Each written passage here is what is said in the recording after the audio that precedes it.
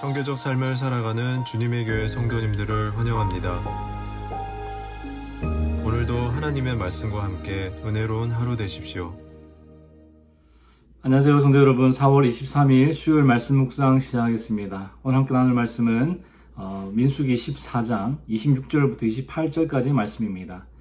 Numbers chapter 14 verse 26 to 28 함께 읽겠습니다. 여호와께서 모세와 아론에게 말씀하여 이르시되 나를 원망하는 이 악한 회중에게 내가 어느 때까지 참으랴. 이스라엘 자손이 나를 향하여 원망하는 바 그 원망하는 말을 내가 들었노라. 그들에게 이르기를 여호와의 말씀에 내 삶을 두고 맹세하노라. 너희 말이 내 귀에 들린 대로 내가 너희에게 행하리니. 아멘. 우리 성도님들 하루하루 참 분주하게 또 치열하고 살고 계시지만 내 평생에 한 번은 꼭 이런 여행을 해보고 싶다 하는 꿈의 여행이 하나씩은 다들 있을 겁니다. 유럽 여행이 꿈이신 분들도 계실 테고, 어떤 분들은 평생에 한 번은 남극이나 북극을 탐험해보고 싶다 하는 분들도 아마 계시겠죠. 이제 여러분들의 그 꿈의 여행을 계획하고 있다고 한번 상상해 보시기 바랍니다. 비행기 티켓을 예약했고 필요한 것들을 캐리어에 다 실었습니다. 곧 그 꿈에 그리던 곳에 갈 수 있다는 기대감에 마음이 막 들뜹니다. 그런데 비행기를 타는 당일이 되어서 갑자기 두려움이 몰려옵니다. 요즘 비행기 사고가 정말 많이 일어나는데 혹시 내가 탄 비행기가 추락하진 않을까? 혹은 그곳에 도착해서 내가 길을 잃으면 어떡하지? 그런 의심과 두려움이 여러분들의 꿈의 여행을 주저하게 만듭니다. 가야 되나 말아야 하나. 그러다가 결국 평생 기다리던 그 꿈의 여행지에 데려다 줄 한 대밖에 없는 비행기를 놓치고 말았습니다. 모든 일정이 계획되었고 비행기 티켓과 짐도 다 준비되었습니다. 꿈의 여행의 기회가 바로 눈앞에 있었습니다. 그러나 두려움과 주저함 때문에 그 기회를 놓친 것이죠. 민수기 14장에서 이스라엘 백성들은 그들의 꿈의 여행이라고 할 수 있는 약속의 땅을 바로 눈앞에 두고 있었습니다. 400년 동안 애굽이라는 남의 나라에서 종살이하면서 얼마나 그들만의 땅을, 그 나라를 가지고 싶었겠습니까? 하나님께서 10가지 재앙으로 그들을 출애굽하게 하셨고, 홍해에 가로막혔을 때는 기적적으로 홍해를 갈라 물 가운데로 지나가게 하셨습니다. 약속의 땅에서 대대로 지켜야 할 법도 주셨죠. 하나님께서 모든 것을 준비시켜 주셨습니다. 이제 꿈에 그리던 그 약속의 땅에 들어가기만 하면 됩니다. 그러나 가나안 땅을 정탐했던 자들의 부정적인 보고를 들은 이스라엘 백성들은 두려움에 사로잡혔습니다. 누구나 두려움을 느낄 수는 있습니다. 두려움이 죄는 아니지요. 그러나 이스라엘 백성들은 여호수아와 갈렙처럼 두려움 가운데서도 하나님의 약속을 믿는 그 믿음을 선택할 수도 있었습니다. 그런데 그들은 불신을 선택함으로 그들에게 주어진 꿈의 여행의 기회를 놓치고 말았습니다. 오늘 본문 말씀을 통해서 하나님께서 우리에게 주시는 교훈이 무엇인지 한번 살펴볼 텐데요. 먼저 27절 말씀을 다시 한번 읽어보겠습니다. 27절입니다. 나를 원망하는 이 악한 회중에게 내가 어느 때까지 참으랴. 이스라엘 자손이 나를 향하여 원망하는 바 그 원망하는 말을 내가 들었노라. 여러분, 성경은 하나님이 노하기를 더디하시는 분, 그리고 오래 참으시는 분이라고 말씀합니다. 그런데 구약 성경을 읽다 보면 하나님께서 계속 이스라엘 백성들을 징계하시고 심판하시는 장면들이 등장하니까 하나님이 노하기를 더디하시고 오래 참으시는 분이라는 것을 잘 느끼지 못할 때가 많습니다. 그런데 여러분, 만약에 하나님께서 오래 참으시는 분이 아니라면, 다시 말해 하나님께서 우리의 모든 잘못을 그때그때 바로바로 심판하시는 분이라면 아마 이 세상은 지금까지 존재할 수 없었을 겁니다. 그리고 저와 여러분들도 지금까지 살아있지 못했겠죠. 그것만 보아도 하나님이 얼마나 긍휼이 많으시고 노하기를 더디하시며 오래 참으시는 분인지 부정할 수 없습니다. 그런데 그렇게 노하기를 더디하시고 오래 참으시는 하나님께서 나를 원망하는 이 악한 회중에게 내가 어느 때까지 참으랴 말씀하십니다. 그만큼 수많은 백성들이 끊임없이 하나님을 원망했다는 것이고, 무엇보다 하나님께서 그들을 위해 행하신 일들을 아무런 의미 없는 일로 치부해버리는 그들의 태도가 하나님의 마음을 상하게 했습니다. 예를 들어서 어떤 한 사람이 한여름에 수영을 하다가 깊은 물에 빠졌다고 가정해 보시죠. 한 사람이 지나가다가 물속에서 허우적거리며 죽어가는 그 사람을 건져주었습니다. 처음에는 너무 감사하다고 몇 번이나 인사를 하면서 자기 생명의 은인이라고 감사하다고 말했습니다. 그리고 함께 길을 걷다가 사막으로도 이제 들어섰습니다. 뜨거운 태양 아래 둘이 이렇게 걷는데 막 목은 타들어가고 그늘도 없고 더워서 죽을 지경이었습니다.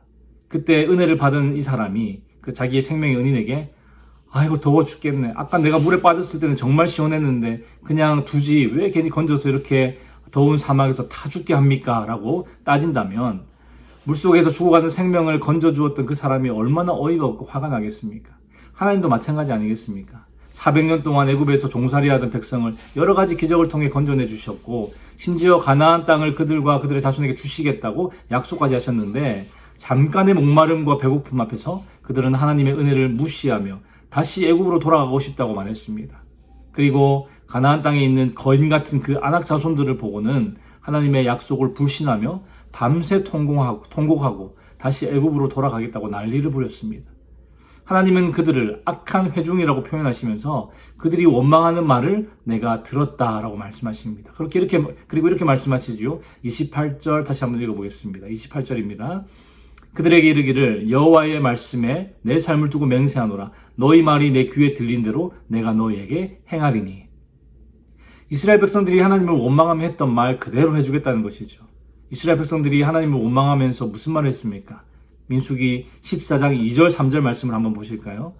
이스라엘 자손이 다 모세와 아론을 원망하며 온 회중이 그들에게 이르되 우리가 애굽 땅에서 죽었거나 이 광야에서 죽었으면 좋았을 것을 어찌하여 여호와가 우리를 그 땅으로 인도하여 칼에 쓰러지게 하려 하는가? 우리 처자가 사로잡히리니 애굽으로 돌아가는 것이 낫지 아니하랴. 가나안 땅에 들어가서 거인 같은 그 아낙 자손들에게 죽느니 차라리 광야에서 죽는 게 낫다는 것이죠. 하나님께서 그렇게 많은 이적을 행하셨고 낮에는 구름 기둥으로 밤에는 불 기둥으로 그들을 앞서가시면서 인도하셨는데 그것을 다 보고도 가나안 땅을 그들에게 주겠다는 하나님의 약속을 믿지 못했을 뿐만 아니라 하나님께서 지금까지 그들을 위해 하신 일들을 무시했고 원망했습니다. 그래서 하나님은 그들이 말한 그대로 그들이 광야에서 다 죽게 하시겠다고 선포하십니다. 29절에서 30절 말씀 다시 한번 읽어보겠습니다. 29절에서 30절입니다. 너희 시체가 이 광야에 엎드러질 것이라. 너희 중에 20세 이상으로 계수된 자, 곧 나를 원망한 자 전부가 여분네의 아들 갈렙과 눈의 아들 여호수아 외에는 내가 맹세하여 너희에게 살게 하리라 한 땅에 결단코 들어가지 못하리라. 시내 광야에서 20세 이상 전쟁에 나갈 수 있는 남자의 수를 계수했을 때 60만 명이 조금 넘었는데요. 그 중에 하나님의 약속을 믿었던 갈렙과 여호수아 외에는 아무도 약속의 땅에 들어가지 못할 것이라고 하나님께서 선포하셨습니다. 갈렙과 여호수아가 소리치며 강조했던 그 하나님의 약속보다 10명의 목소리에 이스라엘 백성들은 집단적으로 동조했습니다. 그리고 자신들의 뜻에 반대하는 여호수아와 갈렙을 돌로 쳐 죽이려고 했죠. 백성을 선동했던 10명의 정탐꾼들은 36절 37절에 보니까 하나님의 즉결 심판을 받아서 여호와 앞에서 재앙으로 죽었습니다. 이스라엘 백성들은 어떤 심판을 받았습니까? 가나안 땅을 정탐했던 40일의 그 하루를 1년으로 쳐서 40년 동안 광야에서 유랑하다가 32절 말씀처럼 그들의 시체가 광야에 엎드려지는 즉 한 사람도 빠짐없이 광야에서 죽게 될 것이라는 심판의 말씀을 받았습니다. 그런데 하나님은 심판하시는 중에도 은혜를 베푸셨습니다. 만약에 이스라엘 백성들이 하나님을 원망하면서 했던 말 그대로 하나님께서 모두 행하셨다면 그들의 자녀들까지 광야에서 다 죽거나 그들의 처자가 가나안 민족들에게 사로잡혀야 했습니다. 그러나 하나님은 20세 이하의 출애굽 2세대들은 약속의 땅을 보게 될 것이라고 약속하시는데요. 31절에 보니까 너희가 사로잡히겠다고 말하던 너희의 유아들은 내가 인도하여 드리리니 그들은 너희가 싫어하던 땅을 보려니와. 비록 그 부모 세대들은 하나님을 원망하며 불신했지만 자비 하나님께서는 그 원망의 책임을 그 자녀들에게 묻지 않으셨습니다. 다만 그들도 40년간 광야에서 방황하는 운명은 피할 수가 없었습니다.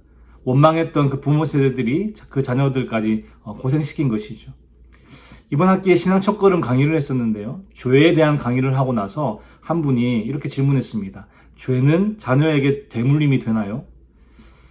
여러분 신명기 24장 16절 말씀해 보시면 아버지는 그 자식들로 말미암아 죽임을 당하지 않을 것이요 자식들은 그 아버지로 말미암아 죽임을 당하지 않을 것이니 각 사람은 자기 죄로 말미암아 죽임을 당할 것이니라 하고 그렇게 기록되어 있습니다.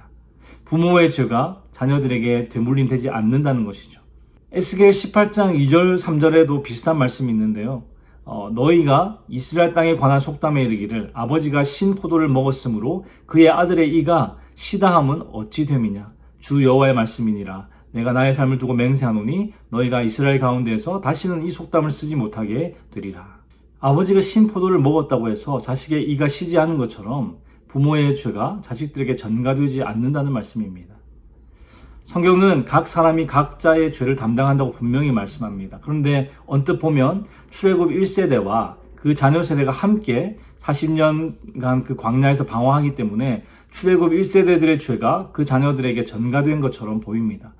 그러나 이것은 부모 세대가 지은 그 죄의 결과로 인한 자녀들의 고난인 것이지 자녀들이 지은 죄에 대한 심판은 아닌 것이죠. 누군가 살인죄를 저지르고 나서 회개하고 또 그 죄값을 다 치루었다고 해서 죽은 사람이 다시 살아 돌아오지는 않습니다. 그 죄의 결과는 계속 남아있다는 것이죠. 마찬가지로 출애굽 1세대가 지은 죄에 대한 결과가 계속 남아서 그 다음 세대까지 이어지는 것이죠.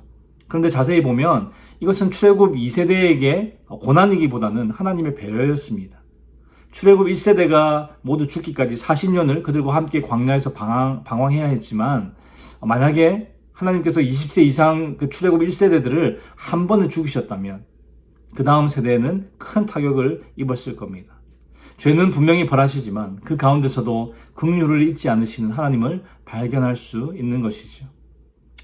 성도 여러분, 여수아와 갈렙은 가나안 땅에서 보았던 거인과 같은 그 아낙 자손들이 두렵지 않았을까요? 분명히 두려웠을 겁니다. 그러나 그들은 눈앞에 보이는 두려움보다 하나님의 약속을 더 신뢰하고 믿었습니다. 아무리 거인 민족이 그 땅을 차지하고 있어도 하나님께서 그 땅을 우리에게 주시겠다 약속하셨으니 나는 그것을 믿으며 나아가겠다. 이것이 바로 믿음입니다. 두려움은 우리를 광야에서 방황하게 하지만 믿음은 우리를 평안과 안식의 땅으로 인도합니다. 사랑하는 성도 여러분, 하나님께서 이스라엘 백성들에게 가나안 땅에서 안식을 누리게 하겠다 약속하셨던 것처럼 오늘날 우리에게는 예수 그리스도를 통해 영원한 평안과 안식을 누리게 하겠다고 약속하고 계십니다. 눈앞에 보이는 현실 때문에 하나님의 약속을 믿지 못했던 이스라엘 백성들은 하나님을 원망하고 불신했지요. 여러분, 우리는 어떻습니까? 예수 그리스도를 믿으면 우리에게 영원한 평안과 안식을 주시겠다는 하나님의 약속을 온전히 믿고 계십니까? 아니면 지금 우리 눈앞에 보이는 현실 때문에 하나님의 약속은 잊은 채 하나님을 원망하고 불신하고 계십니까? 물론 우리 눈앞에 보이는 어려운 현실을 모른 척해서는 안 됩니다. 그러나 지금까지 수많은 기적과 은혜를 통해서 우리를 구원하시고 사랑을 베풀어 주신 하나님을 믿지 못하고 현실을 두려워한다면, 현실만 두려워한다면 우리는 이스라엘 백성들처럼 광야 같은 이 세상 속에서 방황하며 살 수밖에 없는 것이죠. 성도 여러분, 오늘 하루도 너희 말이 내 귀에 들린 대로 내가 너희에게 행하리라. 그 하나님의 말씀을 기억하며 하나님에 대한 원망과 불평과 불신이 아니라 예수 그리스도를 통한 영원한 평안과 안식을 약속하신 하나님을 온전히 신뢰하며 나아가는 저와 여러분의 삶이 되기를 주님의 이름으로 축원합니다. 기도하겠습니다. 하나님, 오늘도 말씀으로 우리에게 교훈 주시니 감사합니다. 주님, 이스라엘 백성들은 엄청난 하나님의 기적과 은혜를 경험했지만 약속의 땅 바로 앞에서 현실에 부딪혀 주저앉았습니다. 수많은 기적과 은혜 속에서도 하나님이 어떤 분이신지 깨닫지 못했기에 그들 앞에 놓여진 현실의 문제가 하나님보다 더 크게 보였고 두려웠습니다. 그래서 하나님을 원망하며 하나님께서 주신 약속을 놓아버렸습니다. 주님, 우리 또한 이 백성들과 다르지 않음을 깨닫습니다. 지금까지 우리에게 부어주신 하나님의 은혜와 사랑이 얼마나 큰지 깨닫지 못하고 지금 우리 눈앞에 보이는 문제들로 인해 하나님께 섭섭함을 느끼며 원망하며 불평하는 우리의 연약함과 죄악을 용서하여 주시옵소서.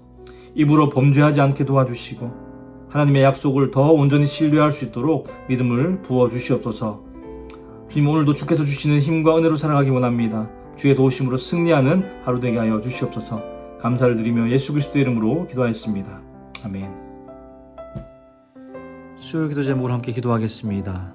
교육부 및 청년 등 다음 세대 사역을 위해 기도하실 때에 영아부, 유아부, 초등부, 청소년부가 교회학계를 통해 복음을 만날 수 있도록 대학부, 청년부, EM 사역을 통하여서 우리 다음 세대가 신앙적 가치관을 확립하도록 기도해 주시기 바랍니다.